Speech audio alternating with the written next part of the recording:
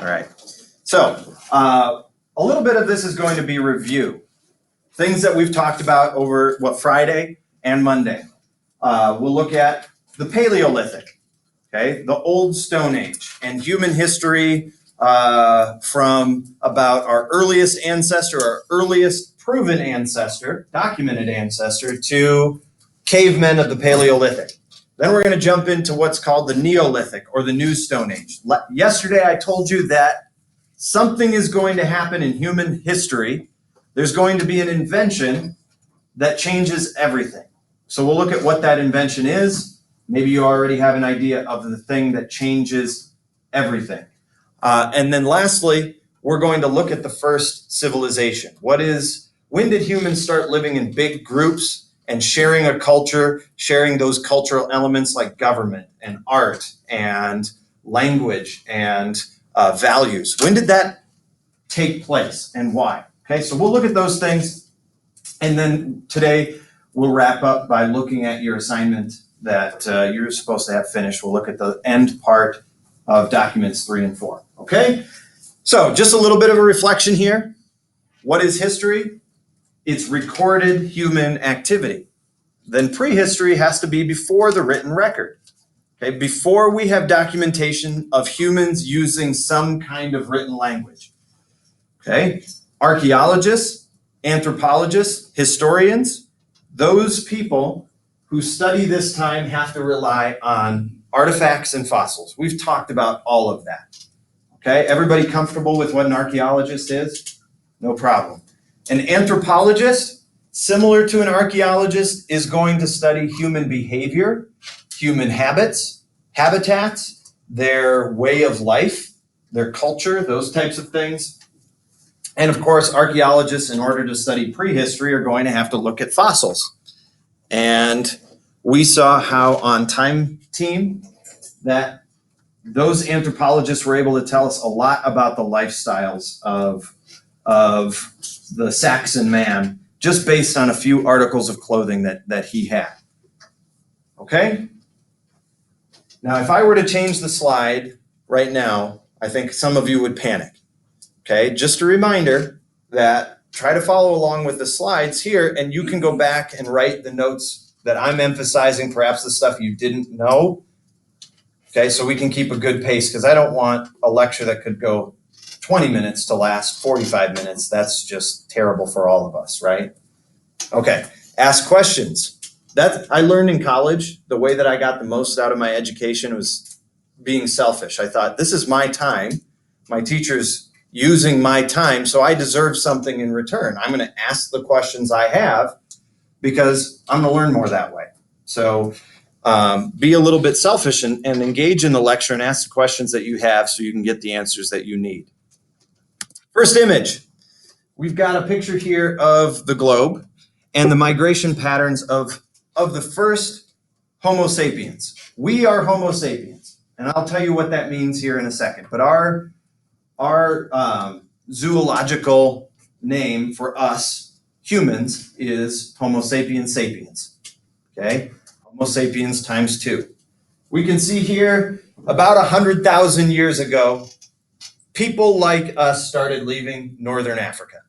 Okay, and spread across southeastern Asia, up into Europe, and across far east Asia, and eventually about 12,000 years ago cross over into North America and South America. Are you familiar with that story? Are you familiar with that? The last ice age ending and humans migrating into North and South America? The movie Ice Age is a great example of that. Humans are following their food sources. In the last ice age, water is trapped up in glaciers, which means there's a land bridge between Asia and Alaska. And humans follow woolly mammoth, they follow their prey across that land bridge.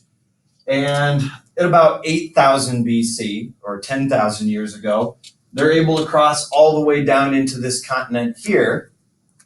But because of global heating, water rushes back over the Bering Strait, fills it in with water that today is frigid cold. If you ever watch Deadliest Catch, that's exactly where we're talking about. But it creates two cultural groups. North Americans, South Americans, and humans from Asia, but genetically they are pretty much the same. Let's see who was listening earlier this week. What is the artifact that archaeologists use to connect those two groups from North America and Asia?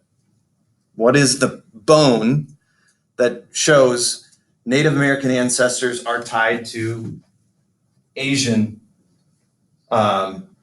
people? Teeth, right? Dental structures. Jaw dental structures, the very few artifacts we have of Native American ancestors points towards a relationship between Asians and Inuit. Think about Eskimo. And if you look at Eskimo people, they have a bit of an Asian appearance to them. Genetically, those two groups are linked, and so it points to a connection. Now, this is human history if we're just talking about people like us. We do have evidence of hominids, meaning human-like animals existing way before humans did. Now, when we watch the Stanley Kubrick little video clip here, Dawn of Man, those creatures looked a whole lot more like these. These are Australopithecus.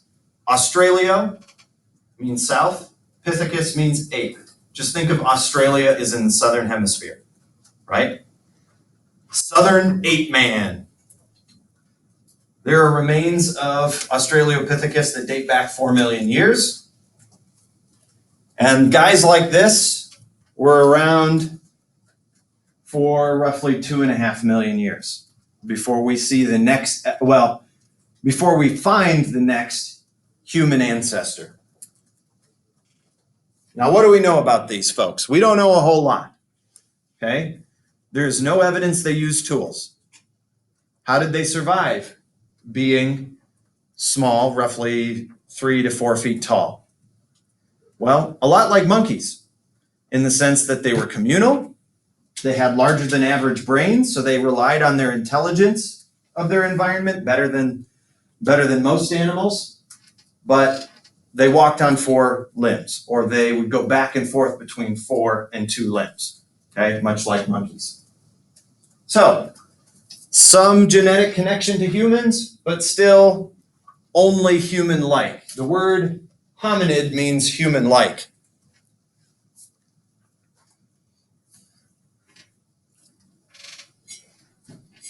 No evidence of tools being used by Australopithecus. Okay? These creatures were most likely vegetarian, or if they ate any meat, it would be scavenged meat. They're not tremendous hunters. Hunting, as we talked about yesterday, takes a mastery of tools that can take down an animal that's much bigger, faster, or stronger. So when do humans start using tools? What's the link there? We have a hominid that's about 2.5 million years old called Homo habilis. And again, he's kind of the missing link. If you've ever heard of the missing link, we've got the link between the ape man and the humans. Homo habilis is that. Habilis means handy, okay? Handyman, okay? And so he's thought to be the first hominid that uses tools. So probably had more meat in his diet, could grow bigger, somewhere between 4.5 feet to 5 feet tall, but still he moved around on 4 limbs. He would go back and forth, kind of like gorillas will go back and forth, or chimpanzees will go back and forth. Fast forward another million years and we start to see the first hominids that only walk upright. Now here's my question to you, because I know when I'm doing all the talking, your brains fall asleep. What would be the genetic advantage of walking on 2 feet instead of 4? You said faster, which isn't a bad thought, but think about cheetahs are the fastest mammal on Earth, and they're on 4. So be a little more specific. Yeah. You can walk and use your hands. Okay, you're going to free up your hands for manipulating tools. monkeys and gorillas, I mean, we've seen other hominids manipulating their environment with their hands and still choose to walk on four limbs. What do you think? They can see farther, they can see predators or prey. Okay, something about standing upright. I'm thinking about like the prairie dog allows them to see further, and that's a good guess too. What's that? How many of you walk dogs? Anyone here walk a dog? When you start out, where is the dog? Out in front, right? Dogs tend to right away, they're walking out front, they're pack animals, they want to lead. By the end of the walk, who's in front? You are. It takes a lot of energy to move on four legs. It is much more energy efficient to walk on two legs. You can walk long distances on two legs. Humans have evolved to travel long distances, not fast, but efficiently. Okay? What does that tell us about human history then? If natural selection points towards creatures that had to walk long distances. They had to travel. Why would they have to travel? To find food. They had to be hunters and gatherers. Was their food all in the same place? In the fridge? No. Okay, food scarcity is going to prefer creatures that can move long distances, can travel with their food. And so we walk upright on two legs, and we are more than capable of covering, 3-4 miles in a very short period of time. Maybe not the fastest, but energy efficient. Roaming, right? Walking around. That is an advantage that developed about 1.5 million years ago. All right, ready to meet the true humans? There are actually two of them. We are update number 2. Okay, first model of humans that genetically are linked to us, where if these folks were around, they would be able to interact and breed and connect with us in a very human-like way. Homo sapien. Sapien means wise. Homo sapien, the wise man. And you are, Apple update number 2, Homo sapien sapiens, the wise man. Our genetic model evolved about 200,000 years ago. Well, what does that mean?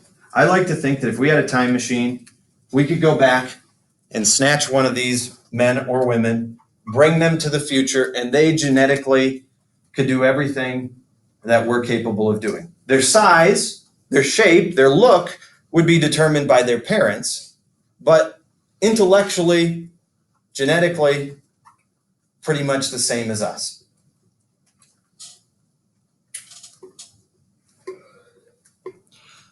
Now, Homo sapiens are not going to be the first hominids to leave Africa.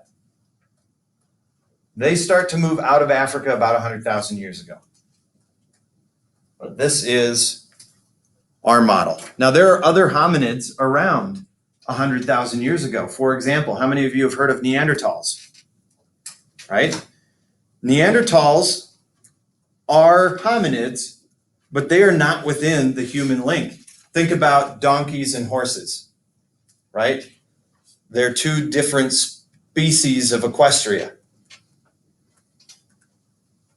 You can breed them, but it results in an infertile foal. There is some evidence that humans and Neanderthals interbred. There's even some signs that some humans today have Neanderthal genes. But from what we can tell, the Neanderthals eventually died out, probably due to competition with their smarter cousins, the humans. Okay, the next 2 slides I'm going to go through very quickly because you're familiar with it. What was the primary method of lifestyle for early humans in the Stone Age? Hunting and gathering, right? Hunting and gathering is going to spread humans across the globe. in the very short time span of about 100,000 years. We're like locusts. We go where the food is, we consume it, and we move on as hunter-gatherers. About 10,000 years ago, we start to see humans into North America. They had come across the land bridge between Asia and Alaska. Any questions about that? Hunting and gathering continued to be a way of life for some Native American people. For example, in the Midwest, the Plains Indians never gave up hunting and gathering. It was efficient, it was productive, they were able to thrive hunting and gathering. Okay? But what takes most people out of the Stone Age and into this new era called the Neolithic or the New Stone Age is an invention, probably the most important invention in human history. What is it?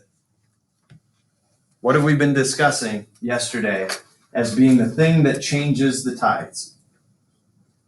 What kind? Well, a tool is general. What specific tool, what specific technology is going to change human history? It's going to take and change humans having to go find their food to food coming to us. Agriculture. Okay, so be sure you understand this, and I didn't have a specific slide, but Paleolithic, this time period, 250,000 years ago to about 8,000 years ago is called the Paleolithic, the Stone Age, the Old Stone Age. Anyone here have a parent, usually it's dads, that like this diet, the paleo diet? Ever heard of that? It's all red meat and lettuce, salad, right? So what? No, well, then you're getting, no carb might be the Atkins diet. It might be the, what's the diet that, keto diet, no sugars and stuff. Sugar was very, very rare. If you're wondering why we are so addicted to sugar, is that was like the crack of the Paleolithic. If you found something sweet, you might never find it again. Even vegetation, corn. Think about corn as maybe one of the sweetest vegetables that we have. Corn was a wild grain at the beginning of the Neolithic. It would be small, it would not be as sweet. Vegetables are pretty rough. And so anytime you got sugar, that would really trigger those reward centers in your brain. Let me not get ahead of myself here. We're making a big change. The technology, you've identified it. We're moving into an era about 8,000 years ago called the Neolithic. Neo means new. Have you ever heard of neon, right? Gas, right? Neo, the root word of that is new. Neo-Nazi, new Nazis, right? Even if anybody here ever watched the movie The Matrix? That's an old movie, but the guy the hero is Neo, the new beginning, right? And so Neo means new. Here's what we're going to be discussing. What allowed humans to move into big groups? You already know it. It's agriculture. What was the first major civilization in human history, at least that we've recorded? You might have heard of this too. It's the Sumer civilization or Sumerian.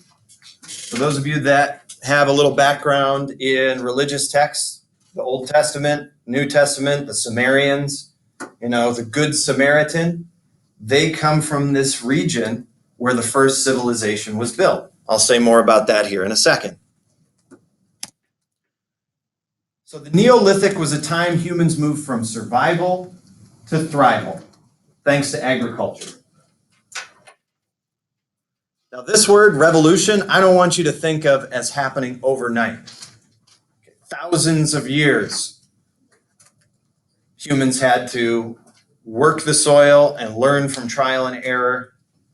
And some human groups, tribes, never really attached themselves to agriculture. Think about the Plains Indians in that case, right? Hunting and gathering worked for them. But let me ask you this. You know Thomas Edison, right? What did Edison invent? The light bulb. When we think of a bright idea, we think of a light bulb going off over our head, right? What do you suppose was that moment the first caveman or cave woman that discovers agriculture had? What do you think they were doing when they realized, hey, if we plant this grain, it will grow. And then we don't have to go anywhere no more, right? What do you think that moment was? Talk with your neighbors and stuff because I see people just kind of drifting. What do you suppose, where was this? Let's say, I think it was a cave woman. With all the great ideas, we have women to thank. Okay, so what was the light bulb moment for this cave woman when she realized we don't have to hunt and gather anymore? We can plant seeds and those seeds will grow and we'll have this stuff right next to us. We don't have to go anywhere.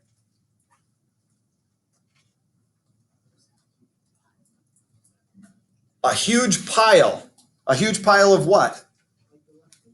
Leftovers. So you think these people, were they going to have a whole lot of leftovers? I mean, they're hunt and gather and use everything, right? There's not a lot of surplus. Yeah. Maybe they have like a pile they threw like the trash A in. trash pile, but again, we're not having a whole bunch of leftovers and trash, but I like where you're thinking. Are you guys ready for some gross history? I've got a theory. Oh. How many of you had sweet corn this summer? Did you have sweet corn? Right? Sweet corn goes in a lot of the way it comes out. And I have a theory that the Thomas Edison light bulb idea that someone had about, hey, we don't have to go anywhere. We can grow this stuff on our own, came while they were sitting on the pot, right? Seeds come in, seeds go out. Natural fertilizer allows those seeds to grow into your garden patch. Get what I'm saying? So accident turns into intention. You know what? Maybe we should move this a little bit away from the John, but what if we plant these seeds? We don't have to go so far. Or maybe it was even more subtle than that. You know, before you wander out into the forest, why don't you check near the dump, right? Or why don't you check near the toilet before you go? Because we've always been able to find good lunch there. Ugh. Chevy almost threw up last period.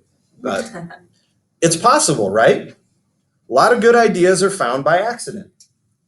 Anyway, this revolutionary idea or crappy idea didn't just happen overnight. Okay, so be sure you understand it happens at different paces, and sometimes it doesn't happen at all for different human groups.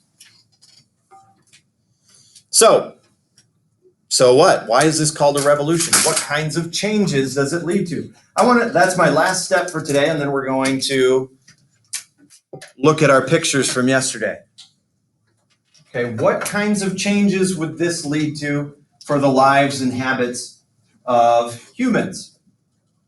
If you're not hunting and gathering, what can you do with your time?